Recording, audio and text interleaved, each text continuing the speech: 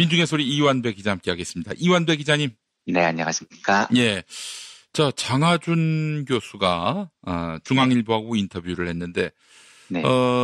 재벌 총수들 쫓아내면 그날 하루는 국민이 환호할지 몰라도 20년이라고 그랬습니까? 30년이라고 했습니까? 20년입니다. 네. 20년 우리 경제는 뭐 그늘이 드리워진다. 뭐 이런 얘기 아니에요? 이런 얘기를 했어요.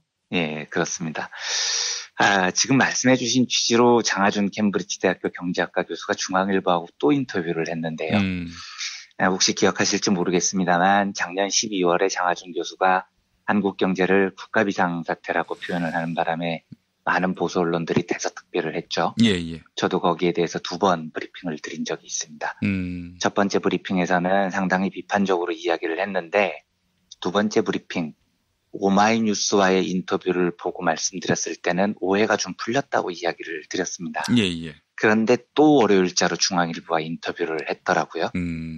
참 안타까운 게 제가 두 번째 브리핑 때도 말씀드렸지만 아무리 학자가 진정성을 가지고 이야기를 해도 조중동에 실리면 그 진정성이 살지 않습니다. 그래서 제발 좀 조중동과 인터뷰를 자제하셨으면 하는 소박한 바람을 말씀드렸는데 또 하셨더라고요.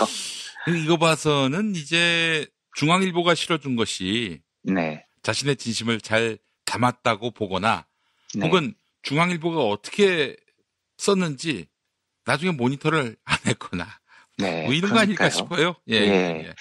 그러니까 후자라면 장 교수가 너무 아둔하신 거고요. 아둔한 거죠. 예. 전자라면 뭐 할 말이 없는 건데 참 안타깝습니다, 이게요. 인터뷰 제목을 다시 정확하게 읽어드리면 장하준, 이씨, 정씨, 삼성현대에서 쫓겨나면 국민 하루 즐겁지만 20년 고생입니다. 장하준 선생은 이걸 아셔야 됩니다. 제가 차차 설명을 드리겠지만 이 말을 장하준 선생이 인터뷰에서 하신 건 맞아요. 그런데 이런 제목으로 뽑힐 뉘앙스가 절대 아닌 인터뷰였습니다. 그런데 장하준 선생은 선의로 자기의 이야기를 했겠지만 제목은 이렇게 뽑혀버리는 겁니다. 사람들이 이 제목을 보면 어떤 느낌을 갖겠습니까? 이재용, 정의선 쫓아내지 마라. 쫓아내자는 놈들은 당장 즐겁자고 한국 경제 20년을 말아먹는 놈들이다. 당연하죠. 장하준도 이렇게 이야기한다. 이렇게 해석이 되잖아요. 예. 결국 장하준 선생은 이 제목만으로도 이씨 정씨 일가를 옹호하는 경제학자처럼 포장이 되는 겁니다. 다만 제가 이 인터뷰를 통해서 얻은 유일한 소득은 그간 보도들에 대해서 오해가 하나 풀린 게 있습니다.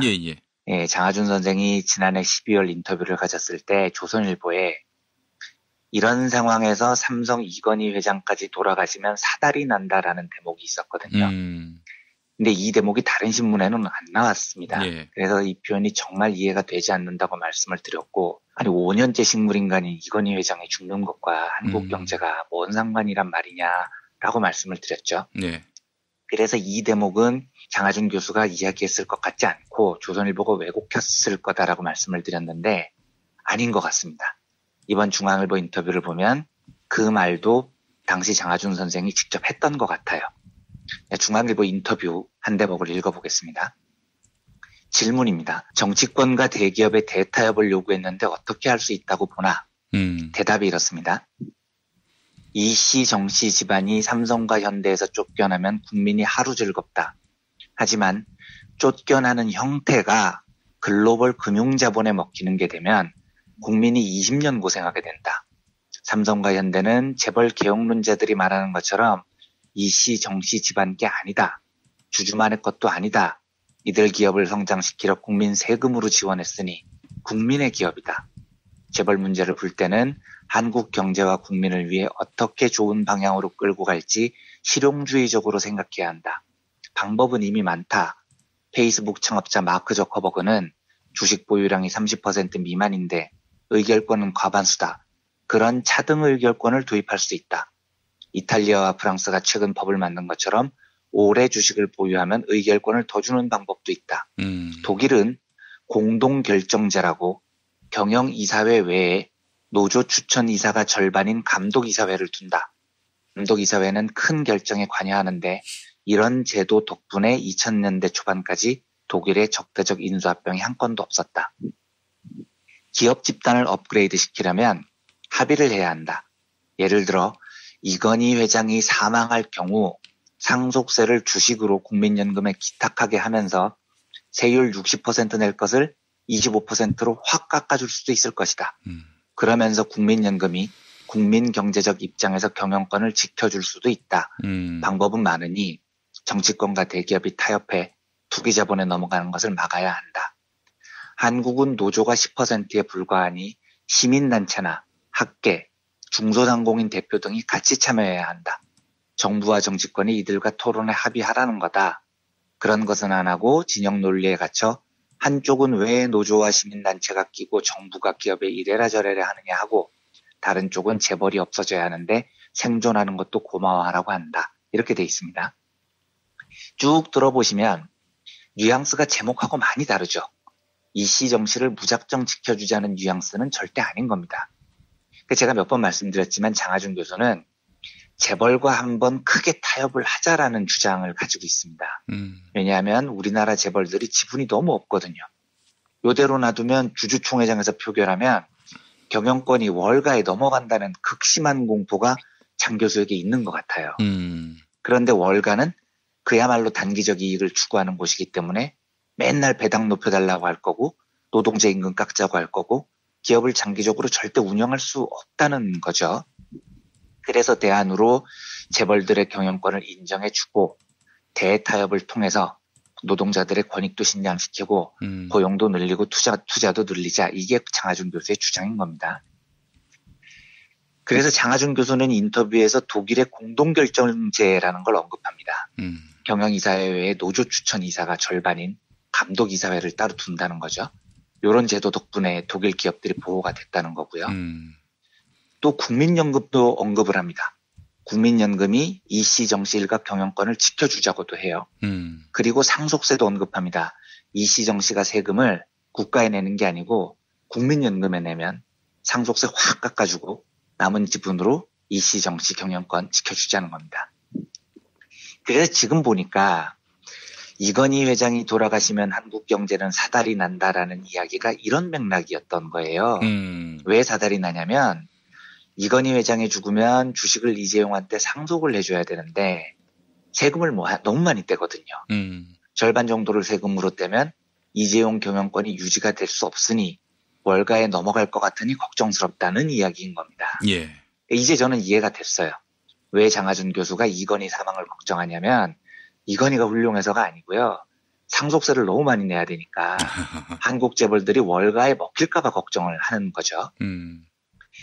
장하준 교수 주장의 옳고 그름은 조금 이따 살펴보겠습니다만 어떤 맥락인지는 느껴지실 겁니다. 월가로부터 재벌을 지키자는 건데 중앙일보는 제목을 이씨, 정씨, 삼성현대에서 쫓겨나면 국민 하루 즐겁지만 20년 고생이라고 뽑습니다. 아이 새끼들. 네. 항상 그러니까 이 제목에 식이에요, 뭐든지. 네, 그러니까요. 이 제목에 장하준 교수의 진심이 전달이 조금도 안 되잖아요. 게다가 장하준 교수는 그 방법으로 노동자들의 경영 참여도 언급하고 국민연금의 경영 개입도 언급합니다. 근데 이런 뉘앙스는 다 빠져 있어요. 이씨 정씨 지킵시다로 제목이 뽑힙니다.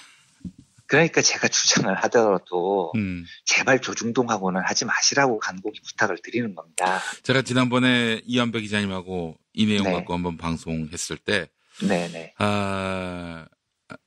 제가 지난번에 이 비슷한 이슈로 한번 우리 경제의 속살 방송을 듣고 나서 네. 그리고 이번에 중앙일보 그 기사를 봤는데 네.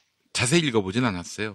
네. 하지만 이 또 몇 마디 갖고 또 네. 이 제목 장사 하는구나. 그렇죠. 이런 생각은 네. 했습니다. 제가. 네, 그렇습니다. 이건 네. 너무 뻔한 거죠. 네. 장하준 교수가 이걸 모르시는 것 같은데 그러면 너무 아둔하신 겁니다. 좀 안타까워요. 이런 걸 보면요. 지금부터는 이제 장하준 교수의 주장을 살펴보겠습니다. 여러 차례 말씀드리지만 저는 장 교수의 주장을 최대한 이해하려고 애쓰는 쪽입니다. 존경심도 있어요. 그래서 본질적으로 장 교수 주장에 동의하지 못합니다만 오늘만큼은 백보를 양보해서 브리핑을 드리겠습니다. 제 주장 다 접고요. 장 교수 주장이 최대한 맞다는 가정하에 브리핑을 드리겠다는 이야기인 겁니다. 장 교수 주장대로 월가 매우 위험합니다. 재벌들보다 나쁜 놈들이다라는 주장에는 동의하지 않지만 그렇게 볼 수도 있다고 치겠습니다. 그래서 재벌들의 경영권을 월가로부터 지켜주자? 좋습니다. 예, 그렇게 하자고 치고요. 어떻게 합니까? 장 교수 주장은 국민연금 동원하고 노조도 동원하고 시민사회도 동원해서 재벌들을 지키자는 거잖아요. 대신 현실적으로 우리가 받아낼 것을 받아내자는 거죠.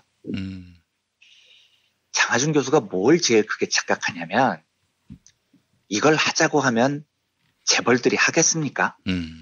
만보를 양보해서 한국 사회가 총력을 기울여 이시정 씨를 보호해주면 이시정 씨는 그걸 고마워하겠습니까? 예. 그에 합당한 대가를 한국 사회에 내놓을까요? 저는 만약에 이게 보장이 된다면 노조나 시민사회를 설득할 수 있을 것 같습니다. 안 될 것 같나요? 됩니다. 재벌들이 경영 정상적으로 하고 장 교수 주장대로 노동자위원회 만들어서 힘을 강화시켜주고 국민연금이 경영 개입해서 지도하고 이렇게 된다는 보장이 있으면 저는 설득할 자신이 있어요. 그런데 재벌들은 설득을 할 자신이 도저히 없습니다. 장 교수님 착각하는 겁니다. 대타협의 협상 테이블에 마지막까지 안 올라올 쪽은 노조나 시민사회가 아닌 겁니다. 재벌들이라고요. 예. 왜냐하면 저쪽은 시민사회, 노조, 국민연금, 심지어 문재인 정부를 포함한 민주정부도 타협의 대상으로 생각하지 않습니다. 예. 왜냐하면 언제든지 보수 정권이 들어서면 돈 몇 푼 찔러주고 말 몇 마리 사주면 다 해결되는데 왜 노조나 시민사회, 민주정부하고 타협을 하겠습니까? 그 시간에 언론 장악하고 보수 쪽 선동해서 자기 입맛에 내세우는 정권 만드는 게 훨씬 싸게 먹히는데요. 이건 역사를 보면 아는 겁니다. 현재라는 건 과거와 우주에서 툭 떨어지는 게 아닙니다. 단절된 게 아니에요. 역사는 쭉 이어져 온 겁니다. 그래서 우리는 지금과 미래를 볼 때 과거에 기초해서 해석을 하는 겁니다. 2008년 이건희 차명재산 수조 원이 적발됐어요. 특검이 이건희를 용서해 줍니다. 이명박이 이건희를 사면도 시켜줬어요. 이건희가 고마워하냐고요. 그 수조 원 차명재산 사회에 공헌하겠다고 약속했거든요. 지금 다 빼갔습니다. 자기들 호주머니에 챙겼다니까요. 그리고 그 돈으로 성매매 하는데 쓰고 앉아있는 겁니다. 그러니까 아무리 용서해줘도 안 고마워한다니까요. 이재용은 한국 사회가 몇 번을 용서해줬습니까? 제 기억으로 큰 것만 5번입니다. 5번을 속아준 거예요. 고마워합니까? 안 하잖아요. 한 번 속으면 속인 놈이 나쁜 놈이지만 5번 속았는데 6번째 속으면 속는 놈이 병따인 겁니다. 그래서 장하준 교수 이야기는 이번에도 또 속자, 다음에도 또 속자, 영원히 속자 이 이야기밖에 안 되는 겁니다. 장하준 교수가 본인의 꿈인 대타협을 정말로 이루고 싶으면 이씨 정씨 걱정하는 뉘앙스의 인터뷰를 하면 안 됩니다. 이씨 정씨를 법에 파르르 질리도록 만들어야 됩니다. 그래야 장 교수의 꿈인 대타협이 이루어지는 겁니다. 저는 대타협론에 동의하지 않아요. 하지만 서로 대타협이 옳다고 하더라도 그걸 위해서는 일단 지금 몽둥이를 들어야 되는 겁니다. 예를 들어보죠.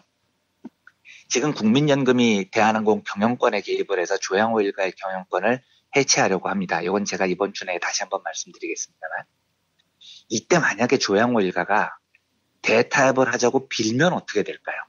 진짜 한국 사회에 살살 비는 겁니다. 진짜로 내가 한국 사회를 위해서 고용도 늘리고 투자도 많이 하고 비리도 안 저지르고 할 테니 제발 저 강성부 펀드라는 놈이 우리를 먹으려고 하는데 지켜주세요 라고 제안을 했다고 가정을 해보겠습니다. 장하준 교수가 대통령이면 하자고 하겠죠.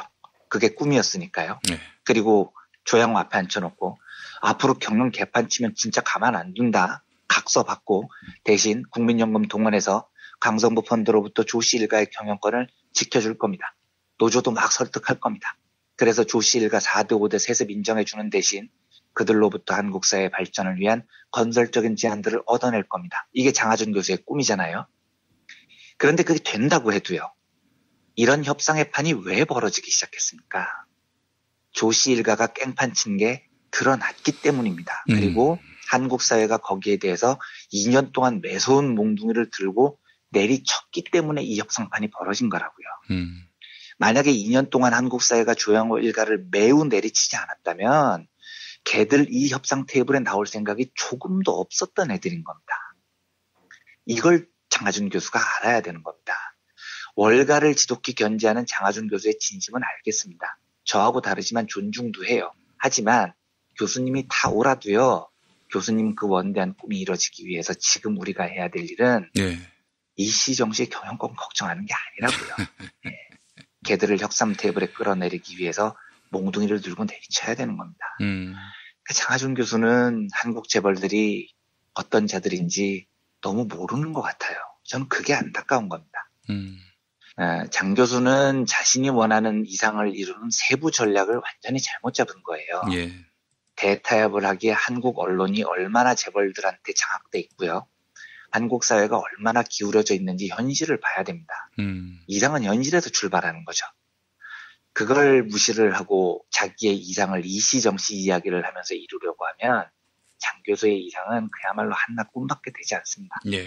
2달 사이에 장 교수 이야기를 너무 많이 드려서 앞으로는 이 이야기를 가급적 하지 않겠습니다. 하지만 저는 장하준 교수의 주장을 보수 언론이 대따시만하게 크게 쓴다는 자체가 장하준 교수의 이상이 잘못됐다는 이야기는 뭐 다른 이야기지만 전략이 잘못됐다는 명백한 증거라고 봅니다. 부디 앞으로는 이시정시 걱정하는 뉘앙스의 제목이 뽑히는 조중동과의 인터뷰는 제발 좀 거절하셨으면 하는 간곡한 바람을 말씀드리면서 오늘 이야기를 마치겠습니다. 예, 알겠습니다.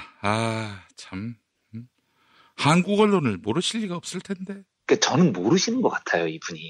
네, 근데 그 모르는 게 조금 안타까운 거죠. 만약에 모르지 않다면 장하준 교수의 지금 이런 이야기는 진실되지 않은 거고요. 후자라고 생각하고 싶지는 않은데 전자라면 너무 안타깝습니다. 네. 예. 그들이 또 한국 재벌과 어떤 공생관계인지 또 네.